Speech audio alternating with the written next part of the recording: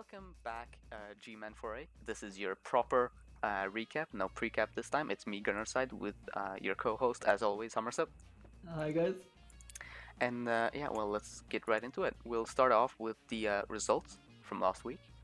Take a look. We have Horror All-Stars, first of all, against Heavy Hitters version 2.0. That is Necro versus Dwarves, if I am not mistaken. And as you will see, another tie, of which we had many. I think 4 of the 7 games were in total ties. So we had a ton of ties. As far as what happened in the game, on turn 2, a Troll Slayer got movement busted. We'll take a look at what the Heavy Hitters did with that one later. Turn 3, there was a ball sack by the Dwarves. The Dwarves score on the Necro's drive. Then the Necro all of a sudden decided to remove a bunch of Dwarves, and they managed to steal the ball from the Dwarves and score on the Dwarf drive. So all in all, it was a pretty bloody game. Only one permanent injury on one of the Dwarves' best player, which is sad. But as you see here, like 15 to 10 armor breaks, like these wolves actually did work. Cheney was also there. He did a bunch of work, and all in all, it was quite an interesting game. You don't usually see dwarves stealing and scoring on the opponent's drive. Next, we do have something that isn't a tie. Huzzah! This is the Nagarythe Nightstalkers versus the Smart Models.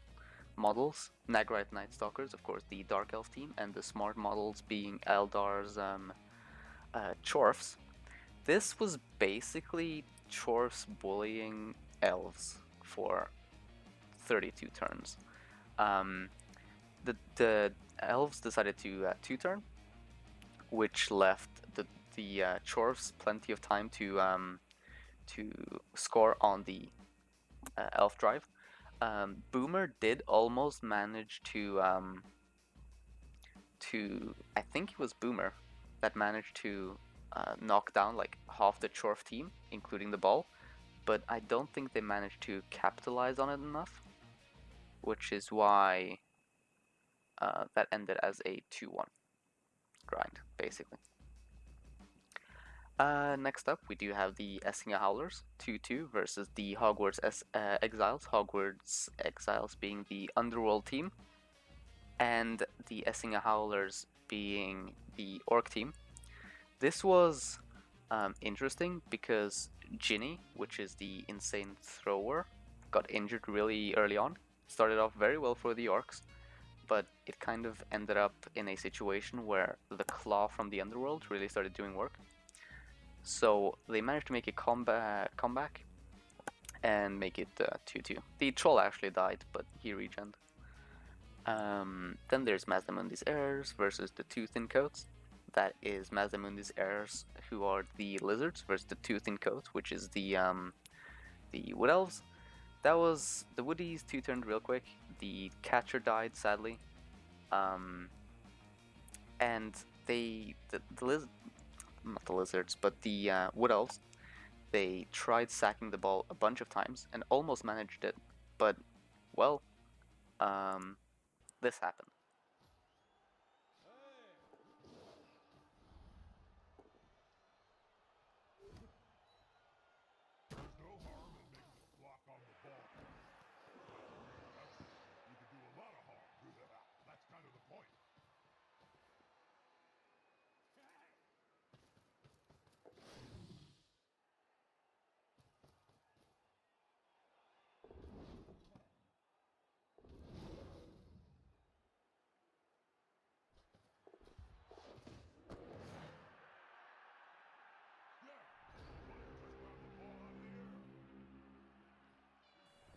So yeah, that's a thing. So the Soros managed to intercept the ball, which obviously turned the game around completely, and is the only reason why they managed to get the tie. It was looking pretty bad for the Lizards, but then the heroic Soros managed to like, win the game. Save the day. Yep. Then quickly moving on, we have 4 stunt dwarf tactic. versus the BreakNec Rampage. This is, of course, the Dark Elves versus the Necro. Yeah, I'm not crazy. It was basically the elves trying to kite back and forth until they managed to. They actually did manage to score, but the Necro, well, they got some removal game going. So the elves ended up being quite outnumbered, which meant that they scored quite easily, and the Necro got a blitz, which basically sealed it. They managed to almost recover from the blitz, the Dark Elves that is, but they snaked a dodge, and then the Necro could easily steal the ball back. Then almost done here, we have Eldricht Ambrosia runners versus only Foals and Hobgoblins. This was Underworld versus the Chorfs. You wouldn't think Underworld would have it in it to tie against Chorfs, but they actually managed it. It was a game with quite a few removals. I was wrong previously. This is actually the game where Boomer managed to do work. They almost got the ball back, but they didn't really quite capitalize on the ball being on the ground. Man, why are there so many Chorfs? Confusing me here. All in all, quite a few removals from both sides because of Claw. But, you know, a 1-1 tie, so nothing too crazy. Then we have the Skaven Mirror, which was 2-1 for, like, I don't even know what to call that team. Rat emoji, I don't. Versus Not for the Cat. This was interesting because Not for the Cat really wanted that win, as we could see from the turn 3 greed Apo on a badly hurt Skaven. Rat, you know what, I'll call them Rat. Rat scored early and managed to stop the counter score into Not for the Cat scoring quickly, which meant that Rat could stall and score after Not for the Cat scored quickly. So basically 2-1 grind-ish type of game. So how about we take a look at the teams now and see what kind of development we have. And I think we'll start with the rats, the rat team emoji, whatever. Here he is. In terms of development, we can see a level on Lord Voldemort, and I don't think there was much else than that. Yeah, his Lino died. So, interesting to see what he'll take on Lord Voldemort. I think perhaps either wrestle or block is inside the realm of possibility. I think one of the players he lost was a dirty player, if I remember correctly, and he might aim to replace that one. Yes. That would be quite wise. And I would see that, despite not having too many players left currently. We do have fancy graphics for some more people, but not all of them are finished. So I think we have about six? Yeah, I think so, and we are getting there. I'm hoping to have them done by next week at least, because each of them takes 50 minutes or something. Right. So it'll take some time, but patience, right? Then we have the Essinge Howlers. From what I can see, they got a level on Bobbert and an MNG on Arnie. Arnie it's not very nice that he got MNG, obviously, because Black Orcs is one of the things that makes Orcs great. And he was quite a good Black Orc too, one of the better ones, but Block Guard. And he got a level on Bobbert, which ended up being Juggernaut. I think that was Juggernaut, yeah. Yeah, I like that pick. I mean, you don't really... At some point, you run out of things to take on Orc Blitzers, because, you can't have mutations, so it's the standard piling on, Mighty Blow, Tackle, and after that, it's kind of, you have Pro, Juggernaut, and then what? So I think he has all the skills that would make a sizable difference. Yeah, the one thing you might consider is Dauntless, but Orcs don't usually have that much struggle hitting strength 4 pieces, so yeah. I would have gone for Juggernaut as well, for sure. So that's a nice pick there. Then we're moving on to the heavy hitters, which is the Dwarf team. Now, in terms of development, well, Breen Drengi Troll, I think that's a default name, which I hate, at least he's dead now. He got an MA bust, and he got sacked. So in his place, we have... I'm not even going to try to pronounce that. Pity for this team, because that Troll Slayer was really impressive. But maybe his successor can make things happen. Maybe roll a double. We'll have to wait and see. All in all, I mean, a blow for this team, but it's still looking great. Yeah, I mean, usually you always sack with Blitz with one Troll Slayer anyway, so you can focus like him now a bit in terms of development. And might get him going at least to the next level to be somewhat more useful. Then we do have the Hogwarts Exiles. The Hogwarts Exiles only got one level, and that was on Moody. Moody is, of course, a goblin. He got horns, which is interesting. Maybe looking to make him a catcher or a secondary blitzer. I'm not sure. Yeah, I'm not really sure what horns achieves here. It's good on unrolled goblins as a sacker because they can like dodge through tackle zones, and if there's no guard involved, they can always get a 1 die on a strength 3 piece. You're right. But ideally you want stuff like wrestle and strip ball. So if that goblin rolls doubles, you're in a great spot. But yeah. All in all, an interesting pick that'll mostly maybe pay off later. Not as much now, I don't think. Yeah, it's like with Kislev. It gives you like this one chance if you're really desperate to just 1 die the ball, and right. It's another option to your playstyle, and you always have like an emergency plan. Right. It's an interesting pick. No doubt. We'll see if it pays out. Then we do have Horror All-Stars, which is of course the necromantic team. In terms of development, we do see nothing. Absolutely nothing. This team had a solid first game, and no real development, I don't think. Which isn't a huge deal. I mean, you would of course love to have some development on those golems, but getting touchdowns and injuries on them takes forever. So, it's an alright spot. Yeah, but both the Flesh Golem and the White are 1 injury away from a level, and one of the werewolves is 4 SPP on the way. Yep. So if you get those 3 levels, this team will be looking so much better just with those 3 levels, because they might be key. Right. Yeah, other than that, I mean, the zombies are in a good spot, so yeah. Then lastly, of the fancy graphics part of the club, we do have Mazdamundis Heirs, the Lizardman team. In terms of development, we do see, let me take a quick look here, once again nothing. Which is like less of a big deal than with the Necro, I think, because the Saurus are in good spot, all of them. Except for maybe Gelix, not as much. Celix? Gelix? Not sure. That's a Gelix. He's only, let's take a look here, he's 4 SPP from a level.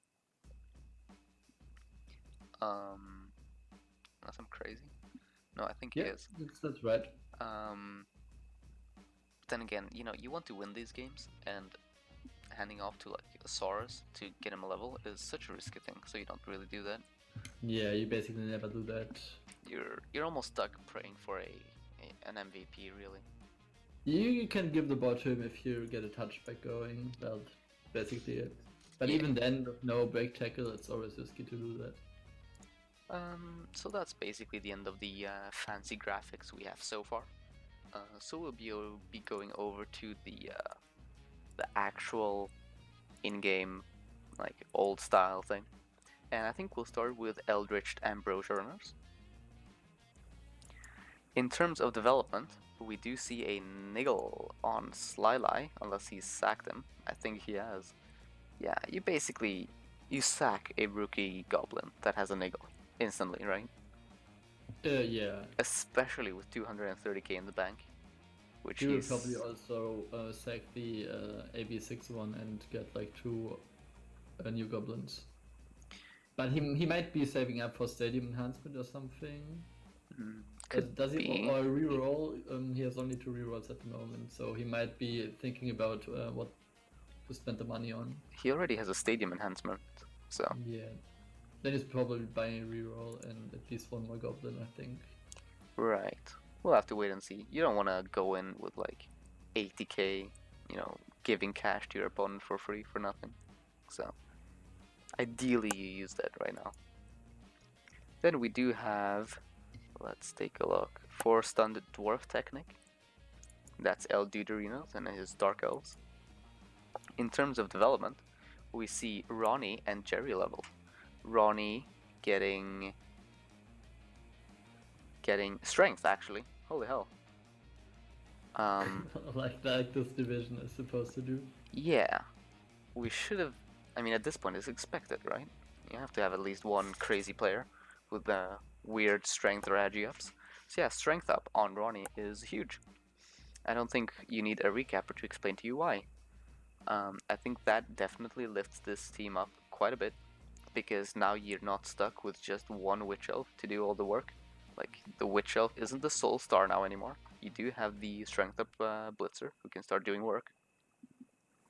So that's huge. Get him... I mean, like, in a perfect world, he rolls doubles and he gets guard. Yeah. But even without that, that's still an incredible player. So other than Ronnie leveling, we do have... Let me take a look on who else leveled. I think Jerry, was it? Yes, Jerry. That's quite... He got tackle. Tackle is nice. Although... Well, it's sort of weird, isn't it? Because you already have tackle on your killer. And it's not like this player has diving tackle to take advantage of. So, tackle is nice. And it could become your secondary blitzer. But maybe diving tackle would have been a bigger deal with like 2 Skaven and a bunch of people, a bunch of ally teams. Yeah, he was probably debating because the next level is quite a bit away. And he might have thought that tackle will help him more on the way to that next level. But right. I would also have preferred diving tackle, because diving tackle and sidestep, especially with Fend already, is super good and so much value. Right. I mean, tackle isn't that good, but not that bad. Of course, it's quite a good skill. But no. He might have checked his next matchups, and he might have like 2 or 3 dodge heavy underworld or something That's matchups. True. That's true. Which made him take tackle. Taking a really quick look at his next matchups, we have Orcs. Right. Well, I lied. Well, I mean, feel free to tell us, of course. But... I mean, like, tackle is not bad, and it's definitely not a wrong choice. I just would have preferred diving tackle slightly more. Yeah, I can agree with you on that one. Moving on swiftly, we do have Mazdamundis. No, we've already talked about them. We already talked about Nightstalkers. That's right. This is Fanfox and his team. In terms of levels, we have a couple.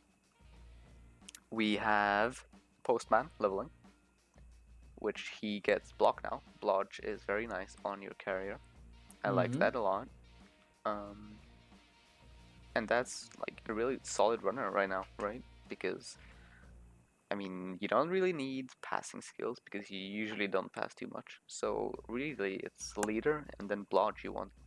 So yeah, he has what he needs. Maybe sure hands next, but that's like a luxury option. Yes. So that is a very solid place for him to be. And then Widowmaker got a level 2, the Mighty Blow block witch. She got tackle now, which is very nice. Because, well, now your killer has tackle, so he can kill elves too. Yeah, he's also pretty tackle heavy. Yes. He does have 3 tackle players. Oh, yeah, 3. One on his, his sacker, obviously, but also one on Pain there. And he has 4 tackle players. Am I blind? Yeah, he does. Like... Yeah. Really going tackle heavy here. I mean, the second, those 2 blitzers get like diving tackle, life will be hell for other elf teams. Especially with, I mean, this team has 2 guard and Mighty Blow. This is about as bashy as Dark Elves get. Yeah, it's really looking good. And also adding in two G5 players. Yep. Makes it really tough to play against them. It really is. 160k in the bank. Not sure what he really wants to buy. I mean, the Executioner is MNG'd right now, I'm pretty sure. Let me check that real quick. Yeah, MNG'd.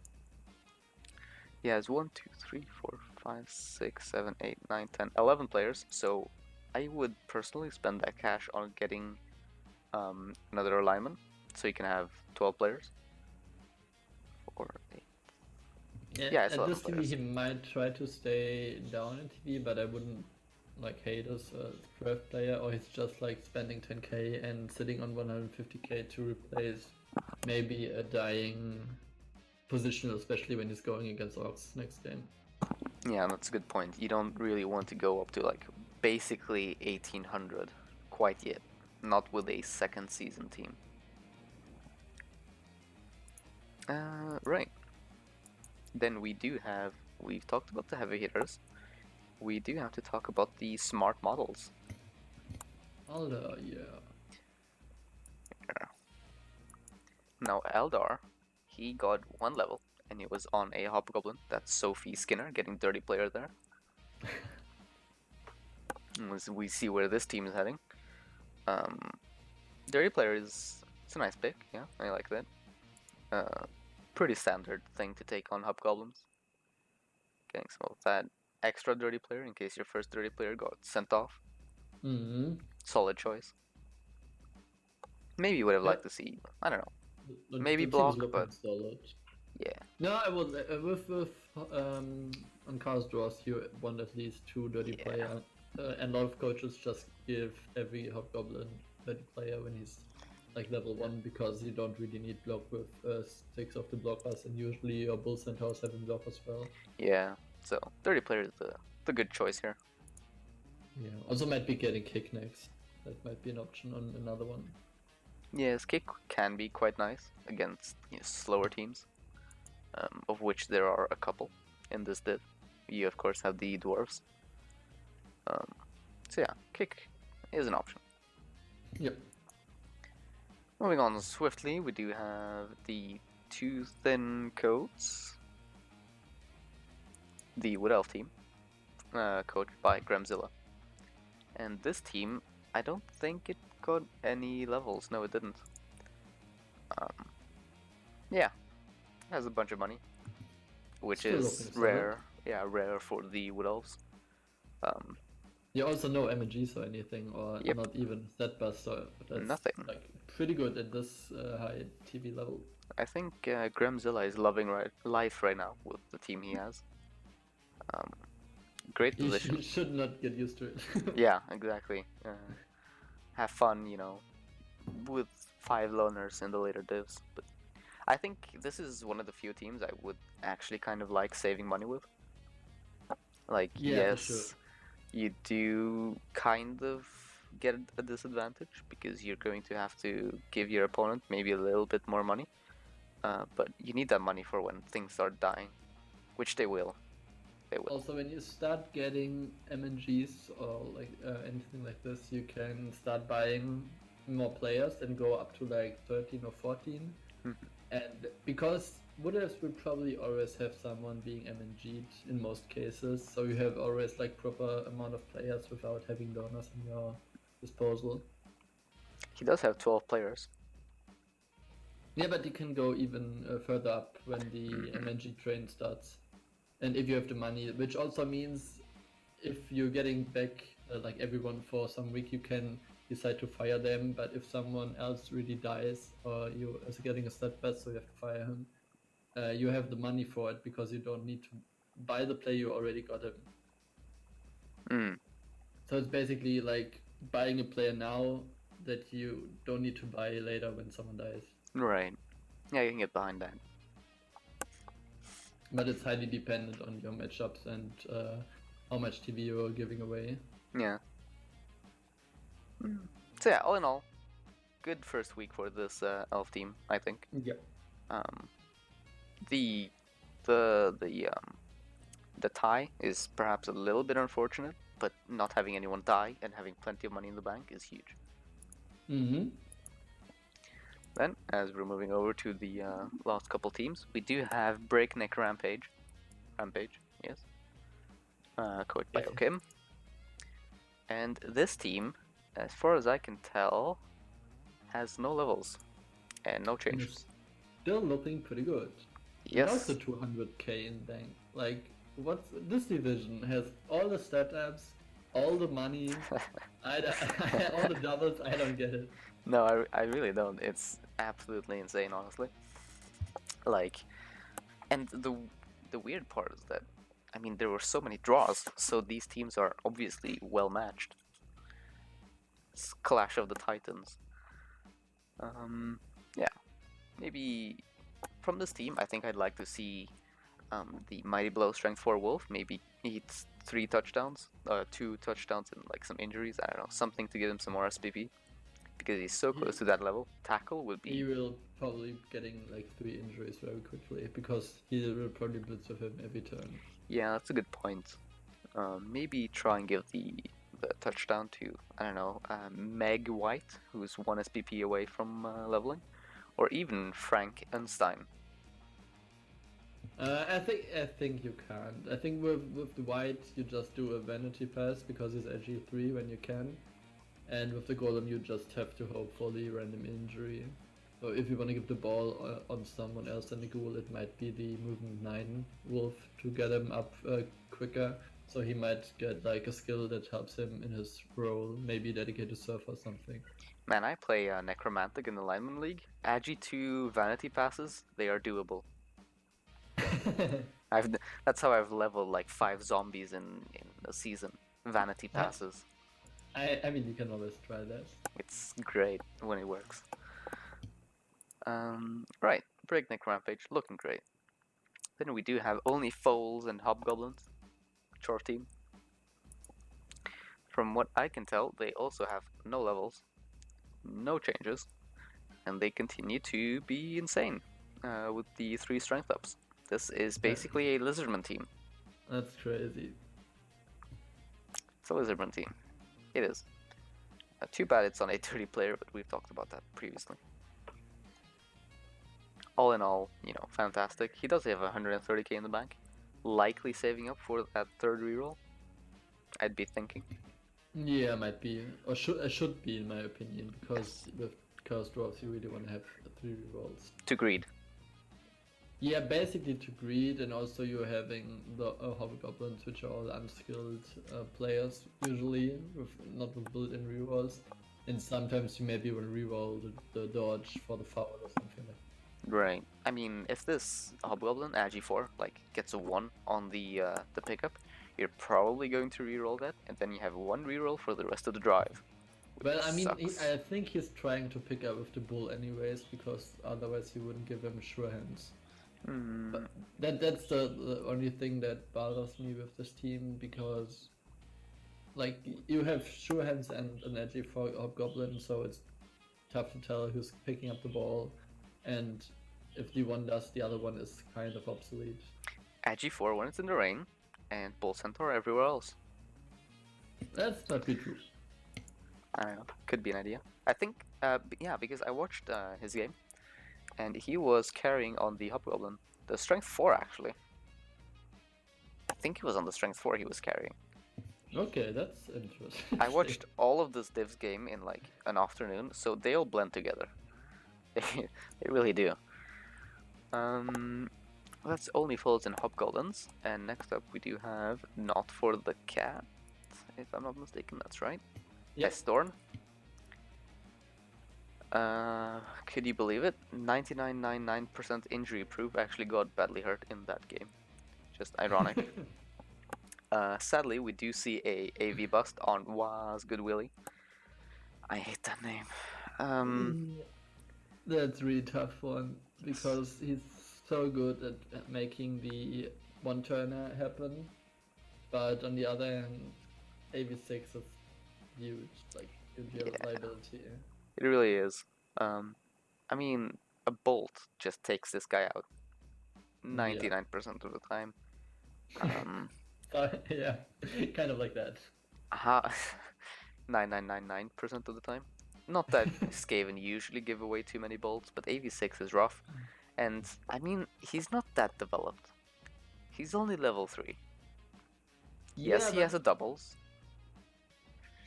I see what you mean, but on the other hand, if you replace him now, your one-turner for the season will get so much harder, because you can't just pick it up from anywhere and just throw it to the gutter runner. Yep. So I see merit for getting him and for not like firing him. He might get another thrower and will keep him around until the other one has at least 6 SPP for accurate. That might be a thing. Yeah. We'll see. Yeah. Not our choice in the end. And then lastly we have Horror All-Stars, which we have already talked about. Yes. So, schedule. Let's take a look at next week's schedules, of which one of the games has already been played. Shame. Boo. Yes. I mean, maybe shame on us because we're not fast enough. Who knows? Well, they played this on Wednesday evening. Like, how fast do they expect us to be at this point? It's ridiculous. Wednesday afternoon. Basically. Oh well, we'll live with it.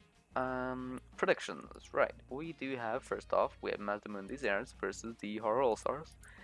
This is the Lizardman versus the Necro. I'll make sure to try and make some nice graphics so we can see both teams on the screen by next week. We'll have to wait and see. Mazdamundis Heirs, I think they can try and bully the Necro. This is the wrong screen, hold up. Well, the Necro have that claw to try and remove the Lizardman, and Lizardmen really struggle once they run out of Saurus. Here we go. Yeah, and then there's the G4 Skink, which is ridiculous, obviously. I mean, yes, All-Star could make things work, and there's a good chance, but they don't really have Mighty Blow on the Wolves, and they don't have that many core skills. They do get a bunch of inducements, which could probably go towards Cheney, maybe a Lightning Bolt. But I think Mazdamundis Heirs have a great chance at getting this one. Yeah, I would also put my money on the Lizards, but if one of the wolves would have had Mighty Blow, I think this would have looked completely different. I agree. As it is, I'm thinking the Lizards will take it, but it's not like 70-30 or something, it's like more like 60-40 and still a real chance of Necro winning the game. Yes, I'd agree. Then we have Essinge Howlers versus the 4-stunned dwarf Techniks, which is the Orcs versus the Dark Elves. Let's not press the wrong buttons. Here we have Essinge Howlers. And I think, well, it's kind of hard to say, right? Because, first of all, Bobbard will probably be great in removing elves. But then again, they're missing Arnie. So, you're in a situation where the elves will have to... Well, they can try and run around the orcs, but there's a chance for them to start bashing maybe a little bit. And there's the crazy witch elf, there's the strength 4 blitzer. So I think the dark elves, they can offer a real chance, opposition. Yeah, it's always... I mean, orcs versus elves, especially AV8, is always so tough to tell because one random injury can like change so much. And they have the Niggled Killer, so he really with fouling, he might with piling on, he might get fouled, and also like an AV break on him with the witch might also get rid of him quickly if he is exposing him too much. Yeah. So I think this is a really tough one to call and can go either way in my opinion. Yeah, I mean they never expect the Elven foul, even though it's often very effective. It's yeah, he doesn't have too many players, so it might be risky to foul. Yeah. So yeah, I think this one is very close. I might put my money on the orcs more than the elves here, because I mean, the elves have a couple of, AV7 pieces, which might hurt. They have some good skills, but I mean, just strength 4 on a blitzer won't by itself achieve very much. I would actually put my money on the Dark Elves. Alright. Because the Orcs only have one tackle, Dark Elves have a lot of dodge. Mm. And their only tackle is on the niggled player, so there is the chance of getting rid of him somewhat. Not reliable, but it's like a chance at least. Yeah. So I'm putting money on the Darkest, but it's like 51 to 49 or something like that. It'll be an interesting game no matter what. And the Dark Elves, they do get money, unless I'm crazy. Enough for... No, they actually don't get money. They give money. Which might swing it... I don't know. I mean, Orcs might get a wizard, but then again, they don't really have the retrieval options. So it'll be interesting no matter what. Yeah. Next up, we do have a game which was already played. This is Nagarythe Nightstalkers versus the Eldricht Ambrosia runners, losing 2-1. Interesting. I wouldn't actually have expected that because, well, Underworld denizens kind of struggle usually. Although it seems like Glart's Smash Rip managed to get some elves removed. Let's take a quick look. Yeah, we have 5 removals in total, which is quite decent. Yeah, I'll have to watch the replay before I can really say anything concrete about this, but... Yeah. But we are at the TV level where Underworld really shine, especially if teams don't have a bench. Yes. Which the Nagarythe Nightstalkers don't, unless I'm mistaken. Yeah. Yep, they do not. Then we have Heavy Hitters version 2.0 versus Rat Team. I think we can both safely say that Rat Team will do very well here. I do agree. Because, I mean, I'll quickly put up the screen, the team on screen. It's pretty insane. The Strip Baller won't be as useful in this match, but you have the one-turner, you have the Crazy Retrieval, and unless I am out of my mind, I think the Skaven will get a Wizard. Yeah, that's right. Yeah, most likely. 180k in inducements for the Skaven there. So the Wizard will be huge. I think the Wizard by itself makes it so that the Rats have an exponentially more increased chance of winning this. I would actually put my money on the dwarves, but they are Reds. They have like this crazy combo of the 3-gut runners, and you never know what's happening against this kind of bullshit, because the dwarves can like remove everyone except the 3-gutters, and they can still win the game on their own. So it's a tough call, but I would put my money on the dwarves because they're also somewhat decent at stopping one-turn attempt with tackle on everyone. That's so true. You don't have to reroll on the launches, but it's a hard one. Also, the Storm Vermin doesn't have Claw. Yeah, exactly. So yeah, I think this is highly dependent on how well the Wizard works. Because if the Rats manage to steal from the Dwarves and score, I think there's no chance really for them to make a comeback. They're too slow. Then we have Aldar's Smart Model versus the other Skaven team, not for the number 1. Now this time I'd probably not give it to the Rats as much. They do get a bunch of inducements, but their thrower is out, and the rest of the team isn't really... It's alright, but it's nothing spectacular. Like, in terms of retrieval, what do you have? Well, you have the Getter Runners, and you have the Agi4 lineman, although you don't retrieve with that. Agi4 retrieval isn't fantastic.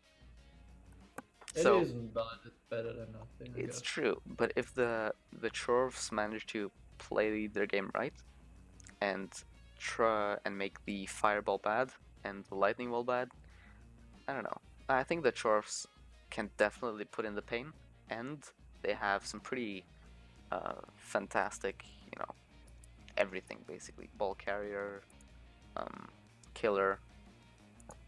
So I think the Churfs do have this one. Yeah, it will be a really tough uphill battle for Skaven, and I'm saying, like, I'm also rooting for Churfs, and they will probably take it if nothing like completely like ridiculous dice happen or something like that. Right.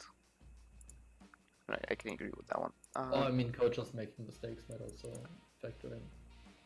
Yes, this team does have Claw, which is a thing, but it doesn't have Mighty Blow with it. So that's good, but not fantastic. Indeed. Then we do have second to last. We have the Hogwarts Exiles versus only Foals and Hobgoblins. This is the Underworld versus the Chorfs. And this, I mean, Underworld and Goblins, they struggle against stuff like Dwarves and Chorfs because of mass tackle. So I think this is likely to be 16 turns of Chorfs chomping on Goblins. I think the Underworld Denizens will have a pretty hard time making anything really work. Unless their claw pieces manage to really make some stuff happen. Yeah, it really depends. I think it will be highly driven by casualties. And if the Underworld can start attacking, he might get lucky and remove like 2 blockers. Right. Depending on him, he might put Hobgoblins on the LOS because of 2 claw. But he has 2 claw Mighty Blow, and he has a strength for Mighty Blow where he can blitz Hobgoblins with. And he has a decent chance of removing key players on the Chorf team early, but that's probably his win condition, like removing important players early and then like playing the numbers game. But like at the same time, getting a hit off on these blockers, I think it's going to be tough because of the mass guard, and 2 of them have strength 4. So not only. Yeah, I mean, I do see Chorf as favored for sure, but there's a realistic chance for Underworld to win this game if Claw Mighty Blow works. Especially with a ball carrier like that, right? Yeah. What is that? It's insane is what that is. No real core skills like blodge or anything, but I mean those stats, right? That's enough. The stats don't lie. Then we have our last matchup. This is Tooth and Coats versus BreakNec Rampage. This is the Wood Elves versus the Necro. And well, Wood Elves always have an interesting game going, don't they? This is a really good looking Wood Elf team, and I mean, Claw doesn't matter. So Necro lose one of their biggest advantages, which is Claw on the Wolves. I mean, there is the tree, but yeah, you're better off waiting for him to root.